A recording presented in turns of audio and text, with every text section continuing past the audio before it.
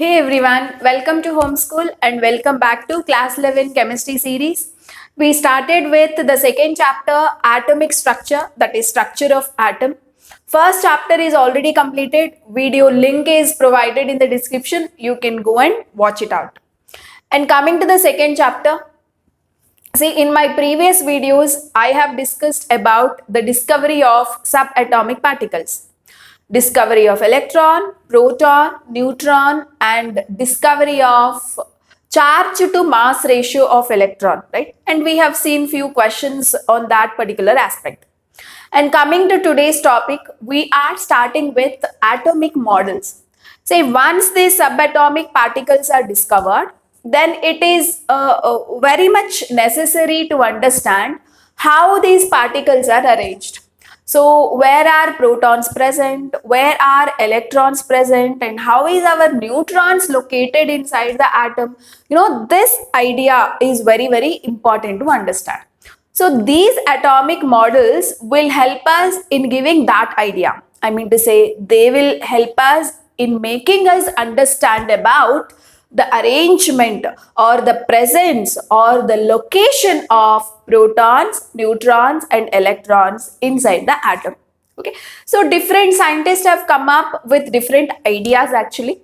For example, we will study here, Thomson's model of an atom. Later, we will go for Rutherford's model of an atom. After that, Bohr's model of an atom, right? So, like that, various atomic models we will study, right? So, the chapter is all about the studying atomic models. Atomic models, right? Say, the first atomic model is Thomson's atomic model.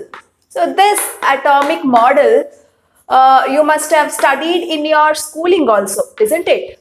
Thomson's model of an atom. See here, you know what? We study various atomic models. From that, we get lot of knowledge and we get lot of ideas like how electrons, protons can be present. But finally, all these are not accepted models. Thomson's model, Rutherford's model, and later you will study Bohr's model. These three models are not accepted models. Okay. And finally, we are going to study quantum's model of an atom, and that is widely accepted model. So till date, we are accepting quantum's model of an atom. Okay, say to understand about quantum's model of an atom, it's very much essential to understand about these basic models first.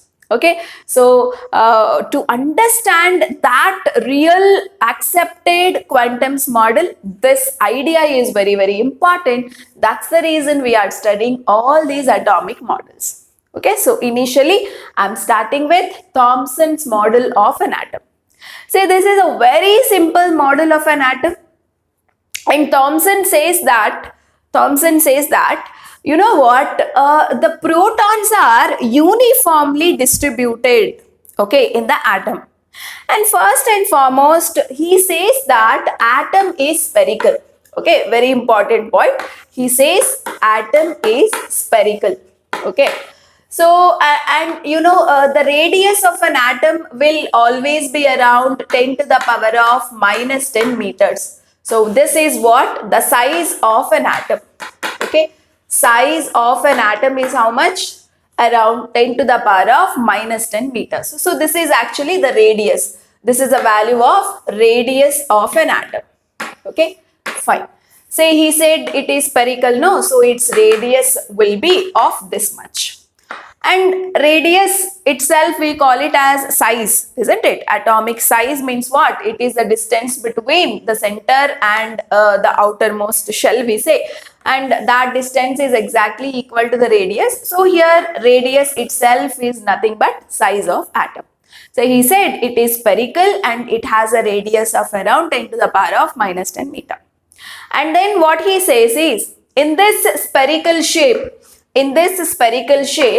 protons are uniformly distributed. Protons are uniformly distributed. Okay, so they are spread all over the spherical shape. So protons are what? Positive charges. right? So protons are nothing but our positive charges. So these positive charges are spread all across the atom. So they are spread all over the space of an atom. Okay, so this is what we mean by protons are uniformly distributed. That means they have spread all across that space, that spherical space, right? And fine. And where are the electrons present? He says that electrons are embedded in this spherical shape here and there. Okay, so he says electrons are embedded. They are embedded in the sense they are present here and there, right? So just like a watermelon, you know what? Thomson's model of an atom is also called as watermelon model, or it is also called as plum pudding model. So why do we call it as watermelon or plum pudding model?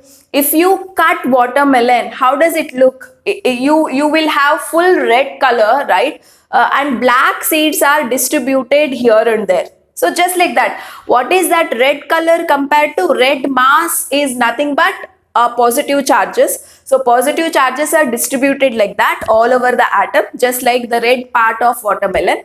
And what are those black color seeds? Black color seeds are nothing but your electrons. So here and there, the electrons are embedded. Okay, so he compared the black seeds as electrons, and he compared that red mass which is there in a watermelon as the positive spheres. That means they are our protons. So protons are nicely distributed all over the area, and here and there electrons are spread.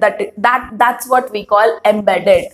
Okay, so this is how he gave justification for the arrangement of protons and electrons. And by Thomson's time, neutrons were not yet discovered. Okay, so Thomson's model, Rutherford's model, Bohr's model will never talk about the neutrons, because neutrons were much recently discovered. They were discovered in 20th, near to the 20th century. Okay, so they didn't give any idea about neutrons, right? So this is what all about the Thomson's model of an atom. And one more thing he told, there is electrostatic force of attraction between protons and electrons.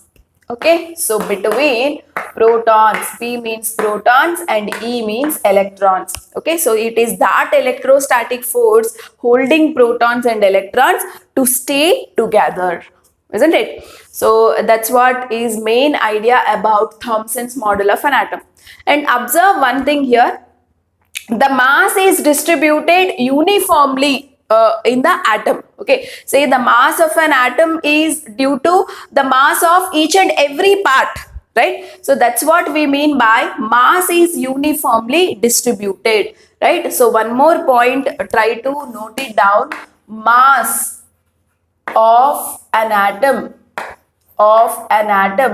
is uniformly distributed. Okay, so if you want to find out the mass of total atom, it depends on each and every part of atom. It's not that the entire mass is concentrated at one place. No, so that's what we say, the mass of an atom is uniformly distributed, right? So these were the important points that you have to remember on Thomson's model of an atom, right? But anyway, this is not the accepted model. If protons and electrons are present, the atom cannot be stable for longer time, right? And he did not, actually electrons are movable particles. Say they won't stay in one place, actually they keep moving throughout the place. He didn't give justification for the movement of electrons, right? So that's the reason it had lot of limitations, but still he could say that atom is spherical, both positive negative charges are there, and they are as a whole the atom is neutral, because the number of positive charges is always equal to the negative charges. He gave idea about the neutrality of an atom. He says the atom is neutral, yes, that is acceptable, but the way he said, the protons are distributed all over, and here and there electrons are embedded, that's not a good idea, right? So that is the greatest limitation of Thomson's model of an atom. And now let us go for the Rutherford's model of an atom, which is very, very, very important. See guys, coming to Rutherford's model, he did an experiment called alpha ray scattering experiment. Alpha ray scattering experiment. Okay, so this is really a very important experiment which you have been studying right from your schooling, right? So once again, we will try to revise this experiment and try to remember, I told you in the previous classes also, alpha rays are nothing but helium nuclei. It's nothing but helium nuclei. So what do you mean by helium nuclei? It is this.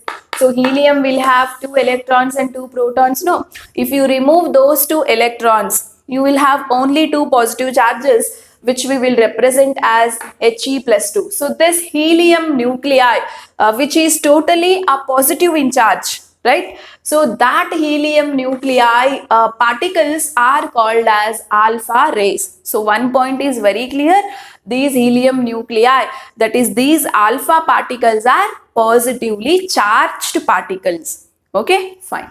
So the experiment is something like this. And he took a source of alpha particles, say the one, a particular element or a particular chemical reaction which can produce alpha particles is what we call the source of alpha particles. Okay, so there are so many elements which can emit alpha particles, right? So such a source was taken initially. So this is our source of alpha particles. Source of alpha particles. Okay, fine. And later he took a lead plate. He took a lead plate, and a hole was made onto a lead plate. It's because the alpha particle will start coming from the source, isn't it? And you must have a continuous path for a alpha particle. They should not spread here and there, right? So just to make a continuous straight path for a alpha particle, they were made to pass through this hole. Okay, so they were initially made to pass through this hole. If this hole was not there, the alpha particles would move randomly here and there. But we don't want that for our experiment. We want them to pass it in a straight line, in a continuous way, in an orderly manner. So they were made to pass through this hole. So it was a lead plate with hole. Okay, so what is this? This is our lead plate. Fine. And now he took a gold foil. Okay, so this is our gold foil. Gold foil is very thin sheet of gold, is called as gold foil, right? So gold foil will have lots of gold atoms, right? So these alpha particles were made to pass through these gold foil, right? So something would happen when alpha particle pass through gold atoms, right? That's what we will discuss. Right, and here they kept zinc sulfide plate. We all know what is the use of zinc sulfide screen or photographic plate, right? Say these alpha particles and all you can't see with your eyes. Say if you want to identify their direction, and if you want to identify how they are passing through a gold foil, we need to have a screen, so that if the particles touches this screen, wherever the particles touches, there you will observe a glow. Right? So wherever the particles are touching, there you will observe a glow. So by looking at the glow, you can identify that yes, okay, the alpha particles are moving in this direction, or they are moving in straight direction, or they are moving in this direction. Okay, so definitely these alpha particle will pass through a gold foil. And you know what, the Rutherford and his his friends, they have observed glow at different position. They started observing glow at this position, and most of the rays passed straight. That's the reason most of the times they have observed glow right at the center of zinc sulfide screen, and some have deflected at smaller angles, so they have observed glow here, and few of them deflected here. And he kept a gold foil in 360 degrees. Say luckily, here also there is a screen, here also there is a screen, so here also they started observing a glow. That means the alpha particles are hitting the gold atoms, and maybe they are coming back in the same direction.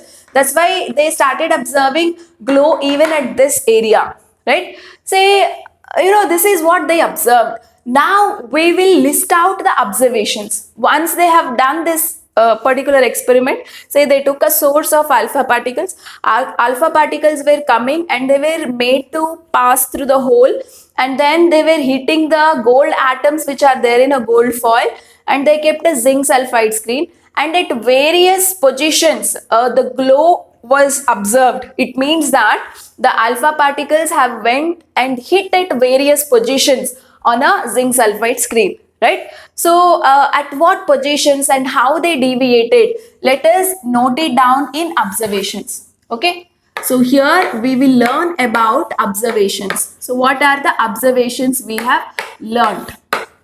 So the first one is most of the alpha particles, most of the alpha rays passed straight through gold foil. Gold foil has gold atoms, right? So I'll just write it as gold foil. Okay, most of the alpha rays passed straight through the gold foil. So how do you know that most of the particles passed straight? Because most of the glow has appeared exactly at the center of zinc sulfide screen in this area. That means the alpha particles went straight, isn't it? So that was the first observation. And second observation is few alpha rays deflected at small angles. So a few of the alpha particles, they didn't go straight. Instead of that, they went and hit here, or they went and hit here. That means say their path is deflected. Say if there was no deviation, they would have gone straight, right? But somehow the path has been disturbed. They have deviated. So deviation means what? Going in other direction than expected, right? Deviation is called deflection. Clear? So few of the alpha rays have deflected at smaller angles, right? This is another observation they have observed. And the third and important observation is very few of alpha particles. This is very, very important point. Very few alpha rays. 1 in 20,000. Very few.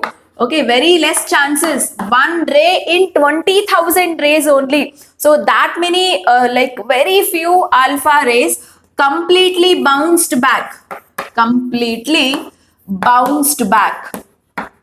Okay, bounced back. Right. So what do you mean by this? See, they didn't go straight on hitting a gold foil. Many of them went straight. Few of them, deflected to a smaller angles, and very few, 1 in 20,000, have completely come back. It has hit the gold atoms and it's coming back. Alpha ray is coming completely back. How did they come to know? Backside also they kept a zinc sulfide screen, so they have observed glow every now and then, even in the backside. Okay, so that's how they found that very few alpha rays have completely bounced back. So these are the 3 observations Rutherford observed during alpha ray scattering experiment.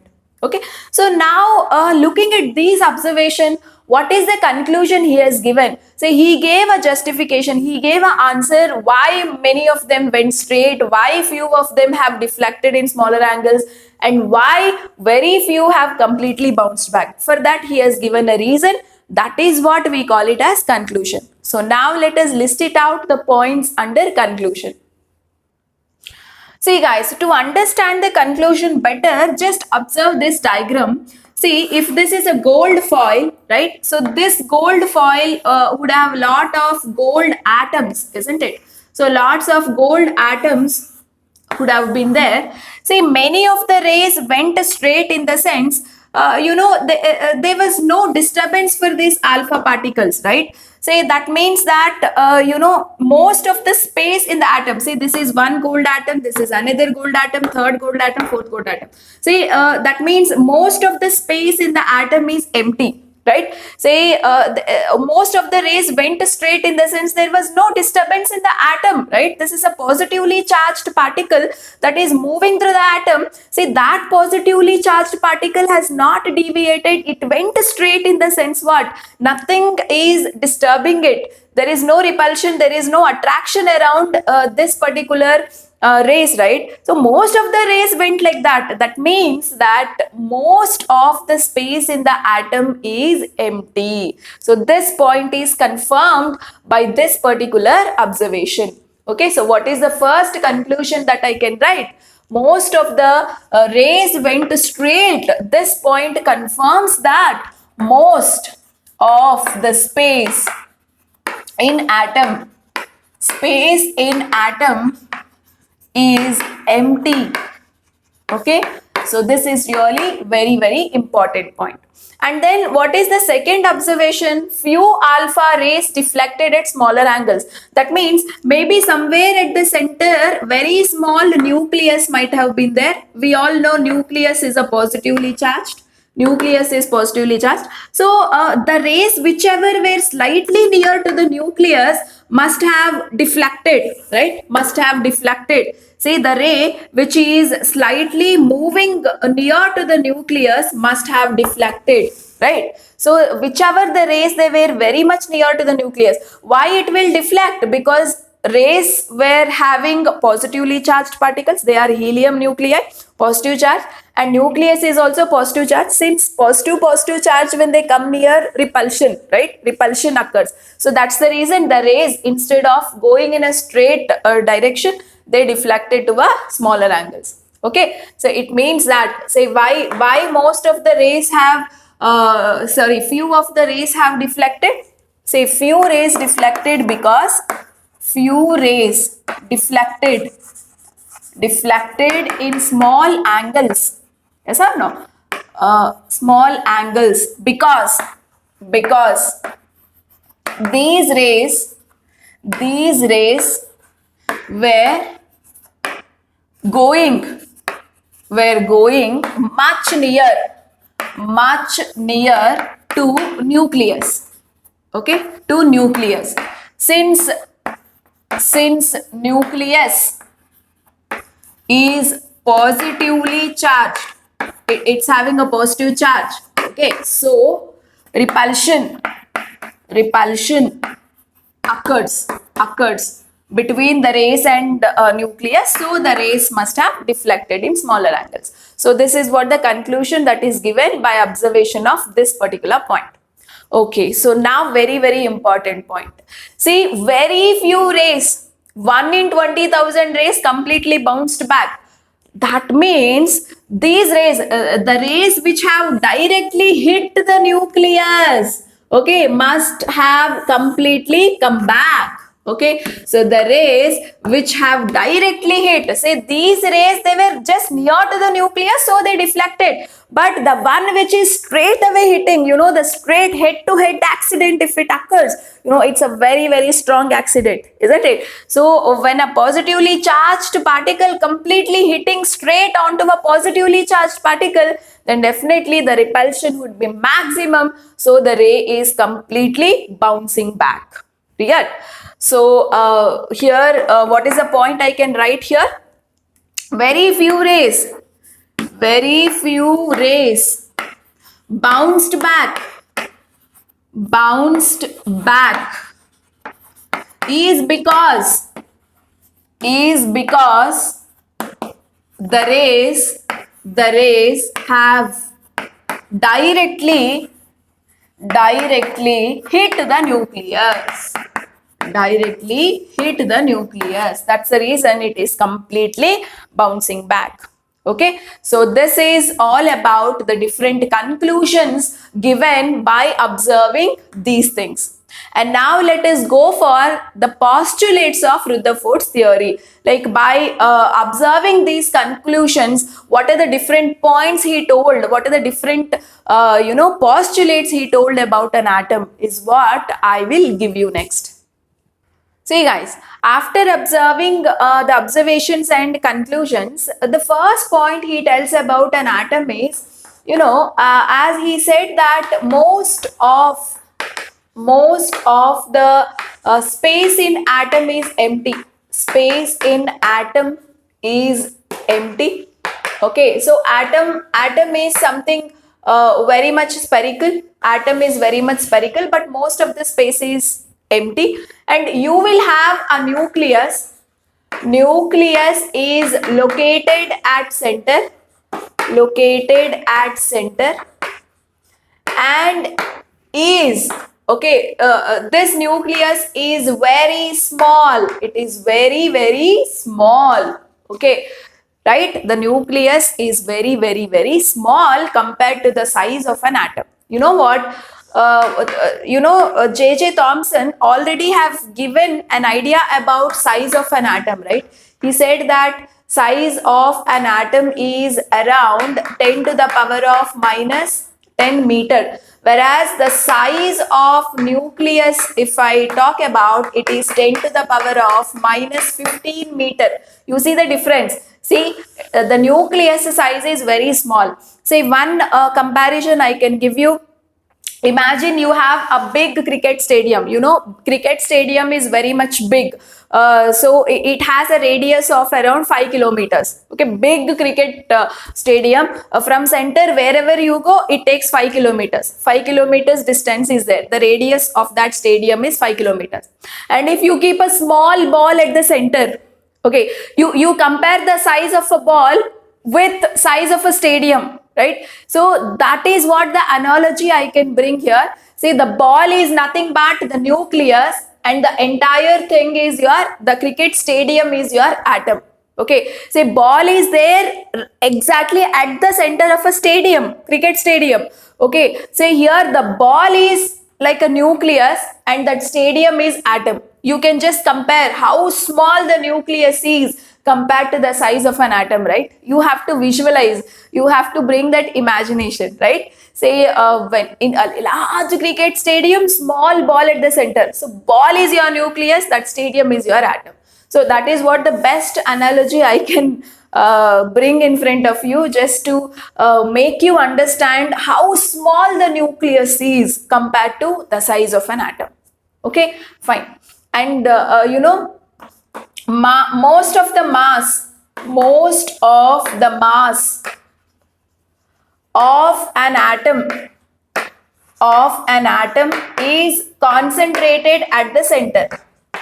Concentrated at the center. Okay, so that means the entire mass of an atom is due to the nucleus. Okay, so the nucleus mass itself is the mass of an atom, right? So whatever the mass the nucleus has, that itself is the mass of an atom. That's what this point means. Clear? And now the second point, he talks about the electrons, and he says that electrons will revolve around the nucleus. Okay, so the electrons always revolve around the nucleus. He says electrons revolve around nucleus. Around nucleus. Okay, so this is another point he says about an atom. And he also tells that electrons revolve in circular orbits. They revolve in circular orbits. Okay, so this is another point. And the last one is both electrons and nucleus are held by electrostatic force of attraction. Electrostatic force of attraction. So what is electrostatic force of attraction, by the way? It's nothing but an attractive force that is there between positive and negative things. If this is a positive, this is a negative, there is a certain level of attraction between positive and negative. Such an attraction is called electrostatic force of attraction. Since electrons are negatively charged, nucleus is positively charged, right? Protons are present inside the nucleus. So nucleus is positively charged. Between electrons and nucleus, you have that positive negative attraction. That attraction is what we call electrostatic force of attraction. Okay, so these are the various postulates given by Rutherford. So very, we got an idea about an atom now. It's nothing, it's spherical in shape. A nucleus is very small, located at the center, and around the nucleus, electrons revolve in a circular path. Okay, so electrons revolve in a circular path, he said, right? So this is all about an atom. And he compared his model of an atom with solar system. See, all the planets will revolve around sun, right? Sun is at the center and all planets revolve around the sun. So just like that, around the nucleus, electrons were compared to the planets. Okay, nucleus is compared to the sun. So electrons in a circular path, they revolve around the nucleus. So that was the things told by Rutherford. But still, there is a limitation in Rutherford's model of an atom. Let us discuss about the drawbacks or limitations of Rutherford's model. See guys, you must understand one important limitation. Actually, there are many drawbacks for Rutherford's model. So, the major limitation is, what he told was, this was a nucleus and electron revolves in a circular path. It revolves continuously around the nucleus, he said. Right. Say, electron is a charged body, and whenever a charged body continuously moves with a certain speed, it will lose energy. Okay, so when this electron continuously revolves around the nucleus with certain speed, slowly it will loses energy, and it may fall on a nucleus. So that particular electron may come and fall on a nucleus. So when electron falls on a nucleus, the atom collapses, the atom dies. Okay, so this is the major drawback of Rutherford's model. Okay, so what can we write here? When charged body, so which is a charged body here? Electron. Okay, when charged body continuously moves with certain speed. I'm writing all these in a very simple words so that you can able to understand. Okay, so continuously moves with certain speed, it loses energy, and finally falls on nucleus. Okay, so this leads to collapsing of atom.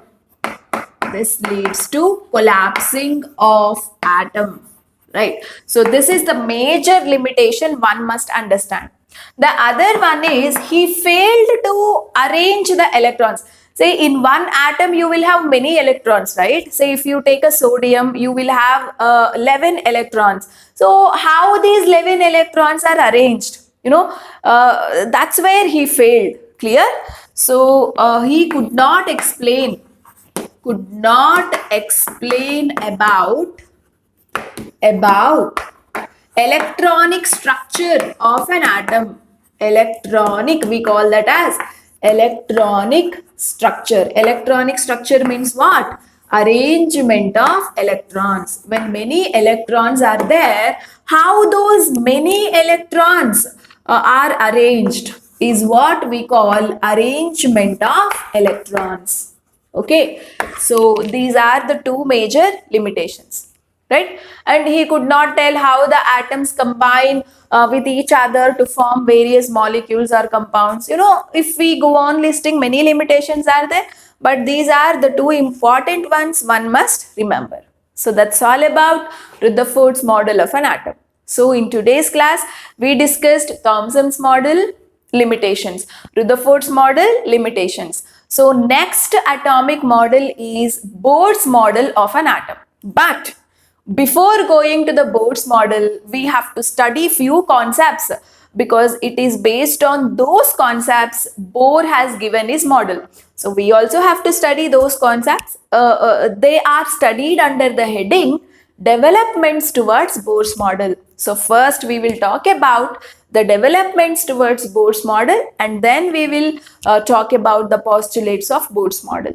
Okay, so this much is about today's class. Hope you enjoyed the class. If you have enjoyed the class, just post a comment in the comment section so that I feel more satisfied.